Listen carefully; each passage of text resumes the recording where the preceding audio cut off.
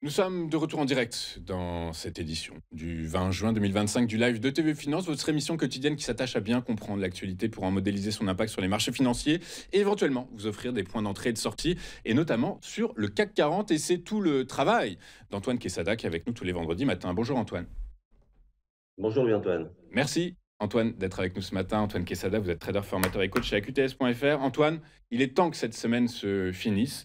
Une semaine particulièrement mouvementée, à la fois pour des raisons géopolitiques, aussi pour des raisons monétaires. Donald Trump a accordé un peu de répit au marché financier hier en annonçant que d'ici 2 semaines, il annoncerait si les États-Unis entrent en guerre ou non contre l'Iran.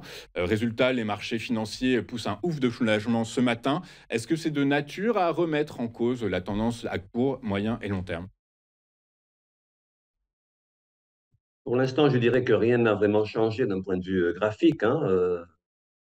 À moyen long terme, mon analyse de ces dernières semaines, de ces derniers mois n'a guère évolué. Certes, on a quand même pas mal retracé cette semaine, quelque part, hein. Là, vous avez le graphique habituel en hebdomadaire.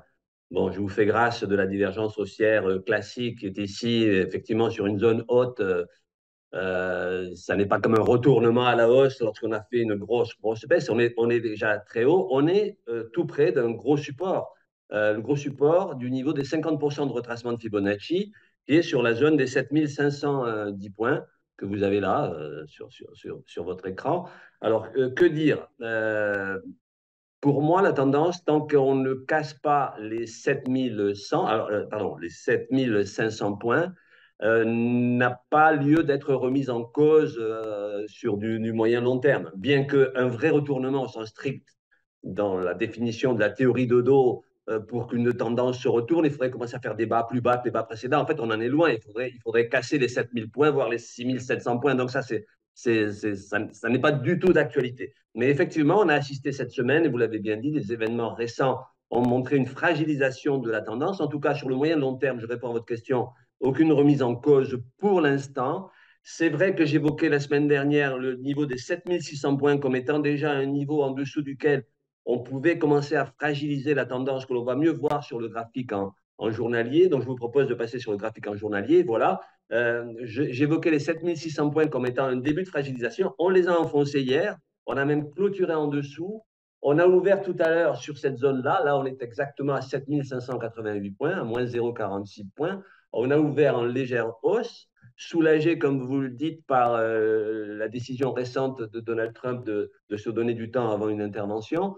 Effectivement, les marchés sont sur cette zone un petit peu critique, mais à la fois solide, qui est la zone des 7510 points. Et je pense qu'on va très certainement y aller. D'ailleurs, je pense que le marché attend ce niveau-là pour. En fait, je pense qu'il y aura une réaction logique de retour des acheteurs, en tout cas pour le court terme, sur cette zone-là. Ça me fait penser un petit peu à un match de tennis où lorsque vous êtes en train de perdre un set 4-0, ben vous laissez filer jusqu'au prochain set, en quelque sorte. Donc, j'ai l'impression qu'on va presque inexorablement aller sur les 7510 points et, je le pense, avoir un rebond là-dessus. Alors, d'un point de vue purement graphique, comme je l'ai dit, les 7510 points représentaient 50% de retracement de Fibonacci. Et en même temps, sur la partie baissière, c'est-à-dire le retracement par rapport à la jambe de hausse qui a commencé début avril, on se retrouve sur un niveau de 38,2. En fait, il y a une concordance de deux niveaux de Fibonacci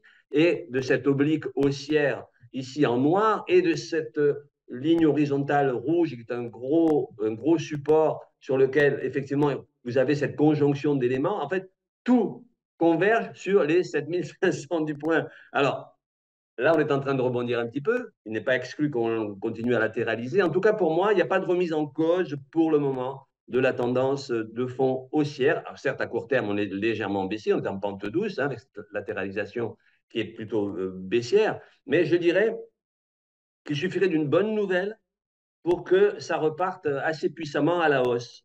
Même si effectivement la conjoncture actuelle est totalement affreuse. N'ayons pas Je sais peur des pas, mots, mais enfin, on s'habitue à une situation aussi terrible. oui, c'est ça, Antoine, je sais pas où vous pouvez bien aller la chercher, cette bonne nouvelle, en fait. Ben, écoutez, une résolution de je ne sais pas. Mais ça c'est la géopolitique en ce moment-là. Mais il suffirait de pas grand-chose. Quand tout va très mal, qu'on a déjà intégré pas mal de données, moi je suis si je m'intéresse aux graphiques, c'est parce qu'ils sont censés intégrer toutes les informations du marché et que les investisseurs, qui eux font le prix du marché en fait, hein, les investisseurs ont déjà intégré toutes ces données. Les plus optimistes comme les plus pessimistes ont déjà ingurgité toutes ces informations et il en découle un prix. Le prix, c'est l'offre et la demande, c'est-à-dire que le prix actuel, voilà, on est à 7 595.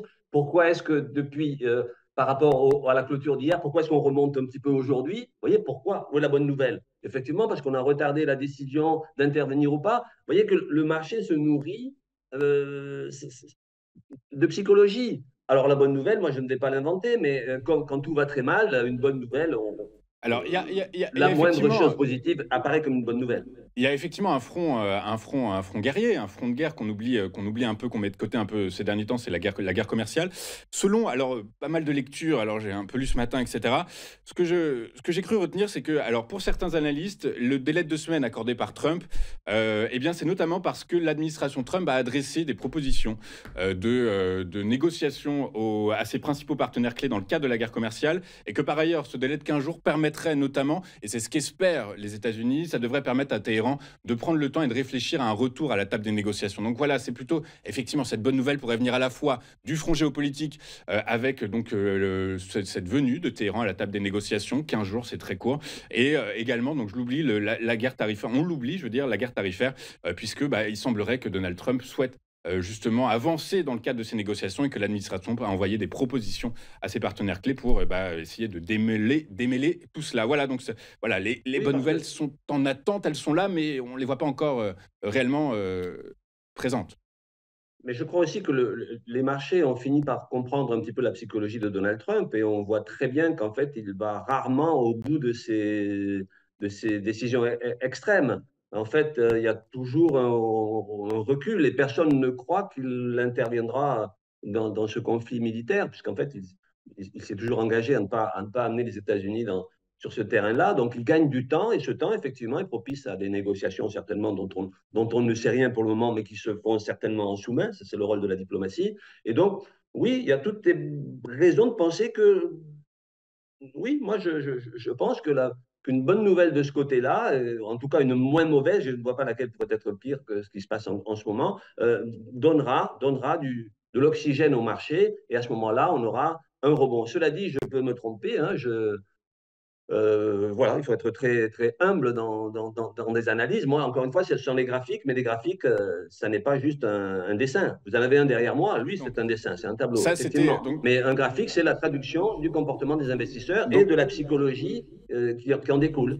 alors justement, ça c'était pour le point positif. Le point négatif, en fait, en réalité, la question qui se pose, et que tout le monde se pose, c'est pas de savoir si les États-Unis vont entrer en guerre, mais c'est de quelle manière. Est-ce qu'ils vont rentrer en guerre de façon sporadique, envoyer un ou deux missiles, vous savez, dont on parle, qui sont capables de Oui. transpercer, d'imploser, d'exploser à 60 mètres de profondeur, ou est-ce qu'au contraire, ils vont rentrer dans une guerre étalée sur la durée? En fait, voilà. Et pour l'instant, la probabilité la plus importante est que les États-Unis entrent en guerre, mais de façon sporadique, en envoyant un ou deux missiles, et qu'ensuite ils se retirent et qu'ils voilà, qu'il surveille tout ça, qu'il surveille la mise en place d'un cessez-le-feu. Mais globalement, la tension reste quand même à son paroxysme actuellement. Bien entendu, c'est pour ça que les marchés ont quand même accentué leur glissade dernièrement, et notamment hier. Hein. Les 7600, on les a cassés, on l'a clôturé en dessous, on a glissé, oui, effectivement. Euh, on est dans une phase d'incertitude. Alors, comme je dis souvent, on n'est pas toujours obligé d'être investi sur les marchés. Quand il y a des doutes, quand on n'est pas à l'aise sur une situation, on reste à l'écart. Hein. On n'est pas obligé d'être constamment investi sur les marchés. Moi, j'interviens lorsque j'ai des signaux clairs qui me donnent la meilleure probabilité d'avoir raison dans ce que je vais faire. Lorsque je n'ai pas ces signaux clairs, je reste un petit peu à l'écart. Bon, c'est vrai que moi, je travaille de toute façon à très, très, très court terme. Vous voyez que là, ce rebond d'aujourd'hui, il était peut-être exploitable à très court terme. Ça ne veut pas dire que dans une heure, on ne sera pas en négatif. Donc, dans les périodes d'incertitude, la prudence n'est rien d'autre que rester à l'écart tant qu'on n'y va pas un petit peu plus clair. Et ça n'est que du bon sens. Et il ne faut jamais oublier le bon sens hein, dans la vie en général. En règle générale, et même ailleurs que sur les marchés financiers, généralement dans sa vie de tous les jours, c'est toujours bien de Absolument. garder le bon sens des choses, notamment sur TV Finance. On marque, merci Absolument. Antoine d'avoir été avec nous ce matin. Antoine Je vous en Quesada, vous prie. êtes trader, formateur et coach chez AQTS.fr avec nous tous les vendredis pour nous aider à comprendre s'il est intéressant ou non de travailler le CAC 40 et dans quel état d'esprit prix surtout. Merci beaucoup Antoine, à très bientôt. Merci à vous. Nous, on marque une courte page de publicité et une fois n'est pas coutume, nous retrouverons les Market Movers de Daniel Cohen-Delara dans un instant. À tout de suite sur TFI.